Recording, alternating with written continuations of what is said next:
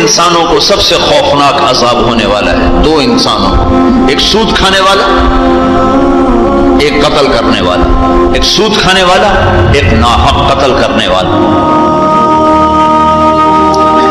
یہ ہمارے نبی کی امت ہے، کسی نے بتایا، کسی نے محنت نہیں کی۔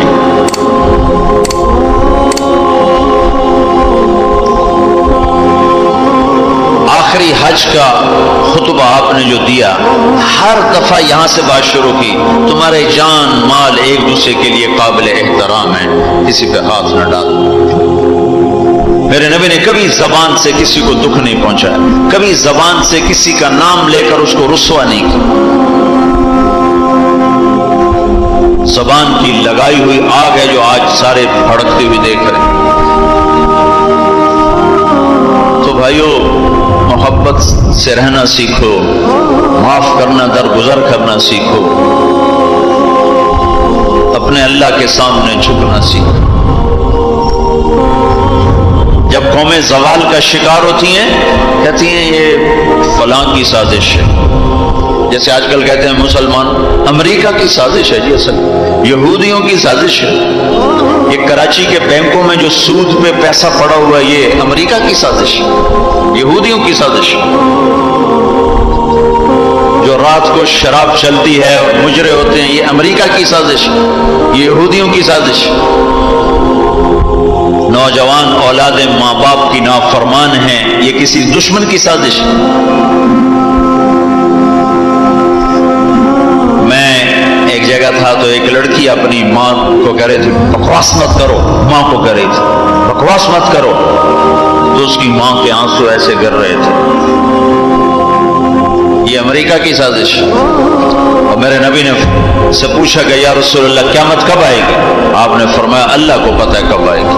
کا کوئی نشانی کہ جب ماؤں کو ذلیل کیا جائے گا تو قیامت آ جائے گی۔ ہمارے زوال کے اسباب باہر سے نہیں ہیں، ہمارے اندر سے ہیں۔ کتنی بڑی لعنت ہے جھوٹ۔ آپ نے فرمایا جب کوئی جھوٹ بولتا ہے تو 3 میل تک اس کی بدبو سے فرشتے بھاگ جاتے، 3 میل تک فرشتے بھاگ جاتے۔ تو پھر پاکستان کا کون سا بازار ہے جس میں کوئی رحمت کا فرشتہ آئے گا؟ کہ ہر دکاندار جھوٹ بول رہا ہے، ہر بڑا چھوٹا تاجر جھوٹ بول رہا ہے، ہر سیاستدان جھوٹ بول رہا ہے۔ ہر سے مراد ہے 100 میں 99 نہیں، 1 لاکھ میں 99,999، وہ 1 لاکھ میں شاید ایک کوئی سچا مل جائے۔ جس قوم میں جھوٹ اور ظلم اور خیانت پھیل جائے وہ قوم تباہ ہو جاتی۔ ان کو کسی دشمن کی ضرورت نہیں ہے، وہ اپنے دشمن خود ہیں۔ جسے نشہ کرنے والے کا کوئی دشمن نہیں، وہ اپنی ذات کا دشمن خود ہے۔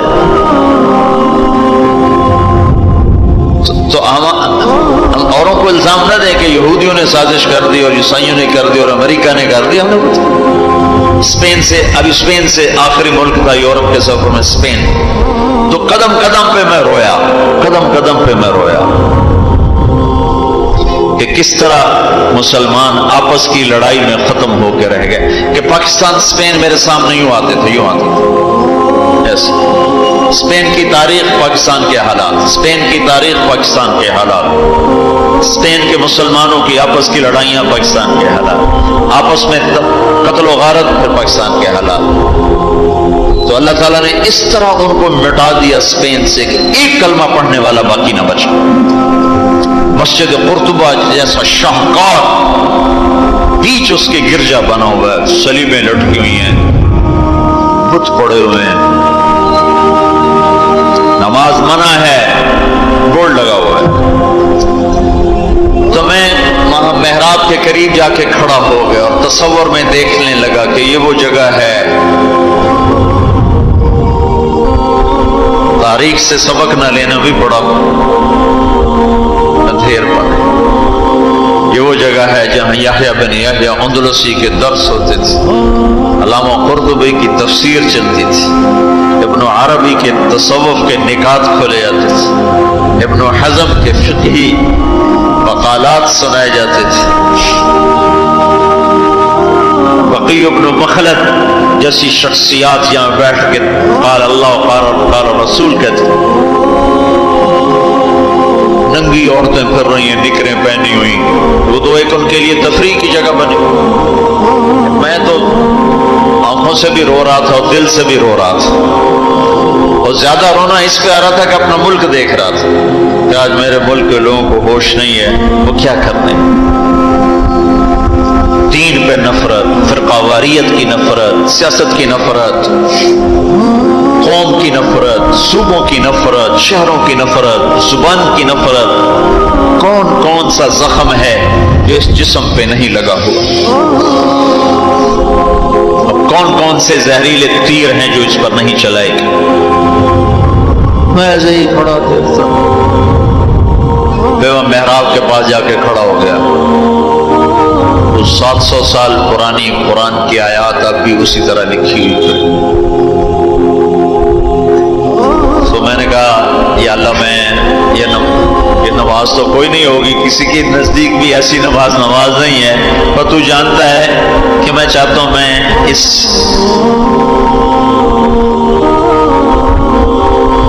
ارے میرے بھائیو، آپس کی نفرتیں مٹا دو اللہ کے واسطے، اپنی جان کے دشمن نہ بنو، معاف کرنا سیکھو، درگزر کرنا سیکھو، فرقہ واریت کی باتیں کرنا چھوڑو، تقریریں سننا چھوڑو. تاریخ میری کمزوری رہی ہے، میں بچپن سے تاریخ پڑھتا رہا ہوں. یہ تبلیغ میں لگنے سے پہلے ذوق تھا تاریخ پڑھنا. جب تبلیغ میں لگے تو مدرسے میں آ گیا تو اور پڑھنے کا لگ گیا. پھر کچھ اللہ تعالیٰ نے یاد اچھی دے دی تو جو چیز پڑھی وہ یاد رہے گی، وہ سارا تسلسل. میں تو ایسے بس ڈوبتا ابھرتا رہا کہ اللہ آج میں یہاں اس دھرتی پہ سجدہ نہیں کر سکتا جہاں 700 سال جن اینٹوں نے سجدے کے لمس محسوس کیے، جن اینٹوں نے تیرے لاکھوں کروڑوں پیاروں کے آنسو جذب کیے، جن در و دیوار نے تیرے ہزاروں محبوب لوگوں کے واز و ارشاد سنے، جن کونوں میں تجھے یاد کرنے والے ہزاروں لاکھوں کروڑوں انہیں روشن کرتے آج اسی زمین کے نیچے سوئے ہوئے ہیں. قرطبہ کے قبرستان پہ شہر بنا ہوا، نہ کسی بادشاہ کی قبر باقی اور نہ کسی بڑے کی نہ کسی چھوٹے کی. میں یہاں نماز پڑھتا ہوں، میری نماز قبول کر لے.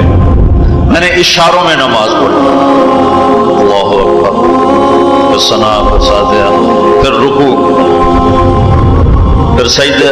اللہ اتنا کو کیا، رکوع سجدہ اتنا کر کے تاکہ کسی کو، چونکہ جو داڑھی والا اندر آتا نا تو اس کے پیچھے سیکورٹی لگ جاتی کہ کہیں کسی کونے میں چھپ کے نماز نہ پڑھ لے، تو ایک سیکورٹی والا ہمارے پیچھے کر رہا تھا.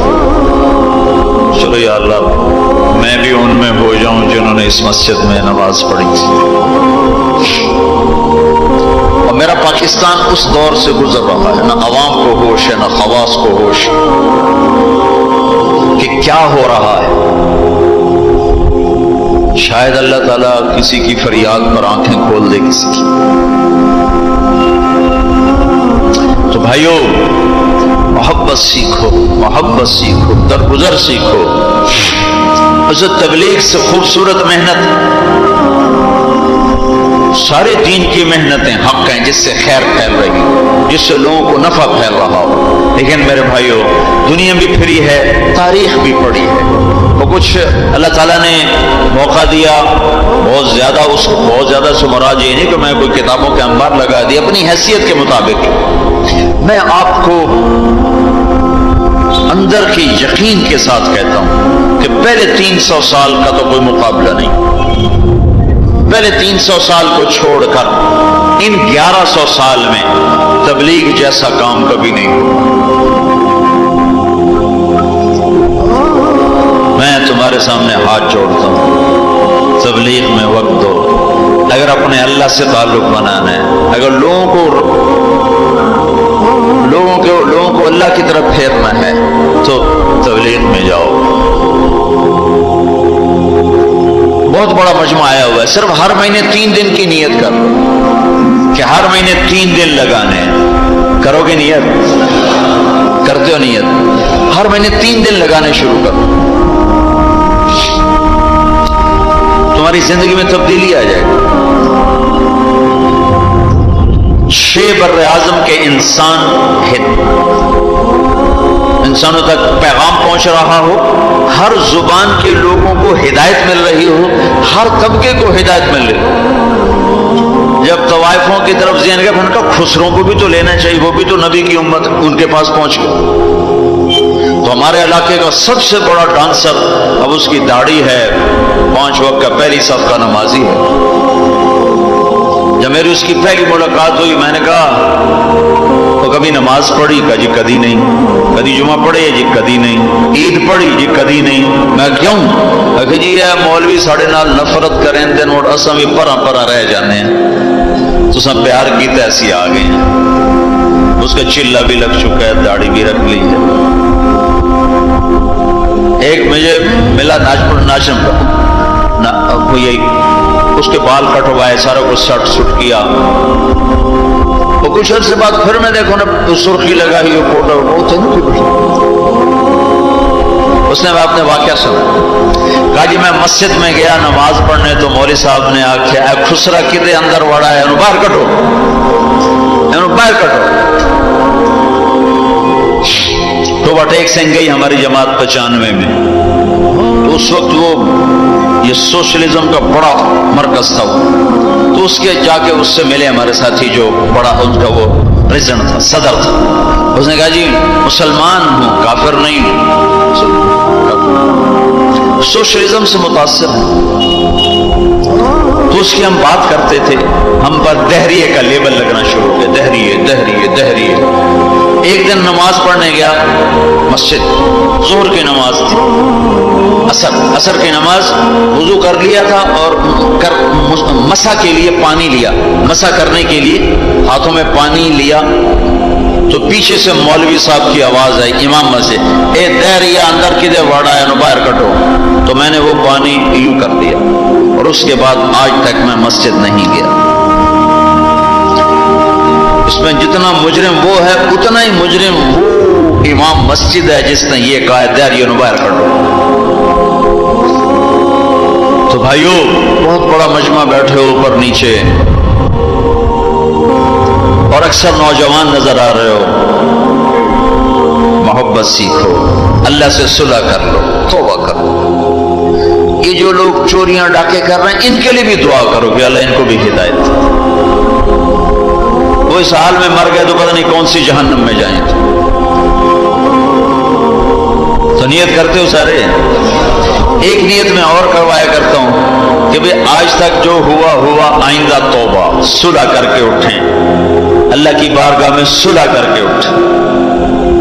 تو اس کی بھی نیت کرتے ہو؟ ابھی تمہارے آنے سے پہلے اسپین کے ایک ساتھی سے بات ہو رہی تھی، وہ جو میں آخر میں توبہ کرواتا ہوں، انہوں نے کہا جی آپ تو چلے گئے ہیں اور ہمیں مسلسل خبریں آ رہی ہیں، کیونکہ وہاں پاکستانی بہت زیادہ شراب کا کام کرتے ہیں، ان کے ہوٹلز ہیں تو ہوٹل میں شراب چلتی ہے. انہوں نے کہا جی مسلسل ہمارے لوگ کہ ایسی جی توبہ کیتی ہے بھائی ایسی شراب بیچنی بند کرتی، شراب بند کرتی، شراب بند کرتی. مختلف جگہوں سے خبریں آ رہی ہیں. کہا جی ہم نے وہاں توبہ کی، ہم نے سوچا تھا مکے جائیں گے وہاں جا کے توبہ کریں گے، لیکن وہ تو ادھر ہی انہوں نے ہمیں توبہ کروا دی. تو بس یہ ہماری توبہ، ہماری توبہ. تو ایک یہ کہوں گا کہ توبہ کر کے اٹھو، ٹھیک ہے؟ جو پیچھے گزر گئی اللہ معاف کر دے، آئندہ تو اس سے صلح کر کے چلیں گے.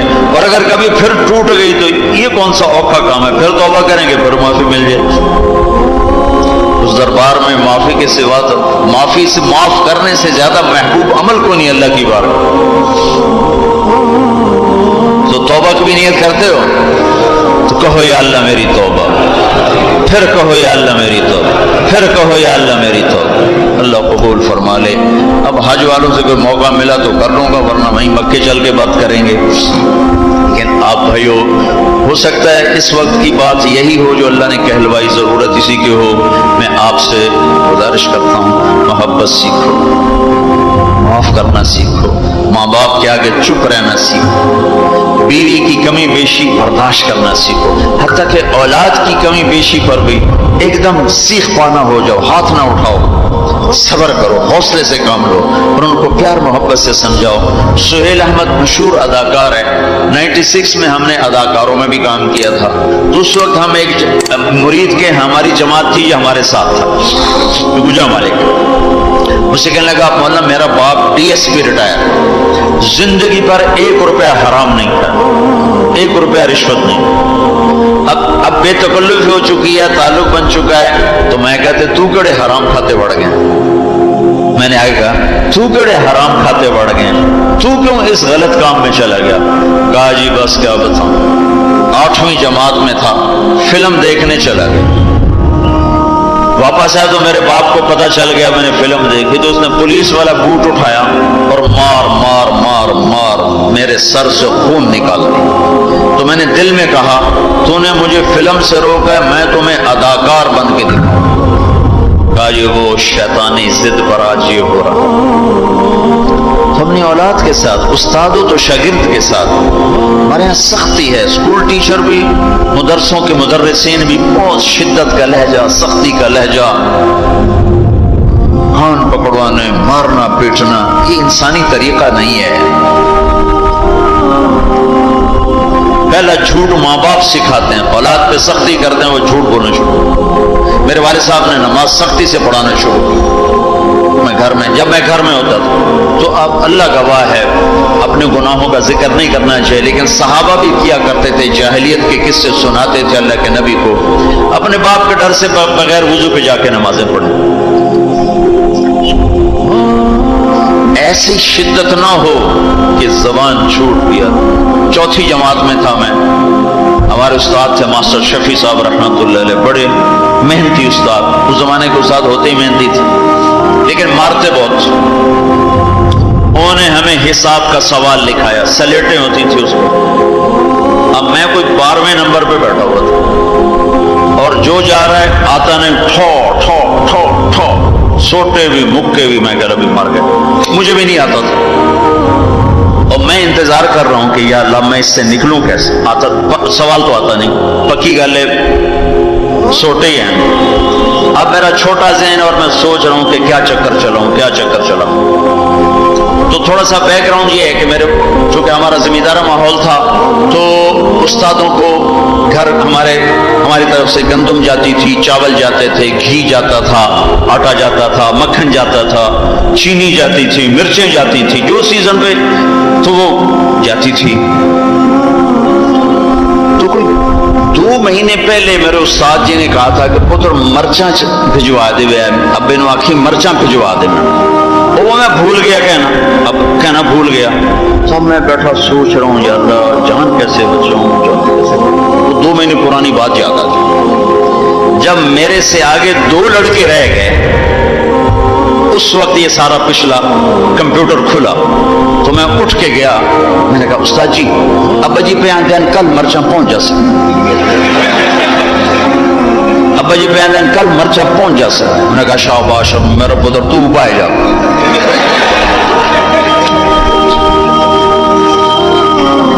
یہ جھوٹ کس نے بلوایا؟ استاد نے، اس کے ڈنڈے نے، اس کی سختی نے۔ ماں باپ سے بھی کہتا ہوں، مدرسے کے علماء سے کہتا ہوں، اسکول کے ٹیچروں سے کہتا ہوں، محبت سیکھو، محبت سکھاؤ۔ اولاد سے کہتا ہوں ماں باپ کی محبت سیکھو، ان کی شدت کو برداشت کرنا سیکھو۔ بھائی سے کہتا ہوں بھائی کی برداشت کر، آپ بیٹھے ہو عورتیں نہیں ہیں تو آپ سے کہتا ہوں بیوی کی برداشت کرو، ماں کی برداشت کرو، بہنوں کی برداشت، جو بھی کوئی بلندیوں کے راستے ہیں وہ برداشت میں چھپے ہوئے ہیں۔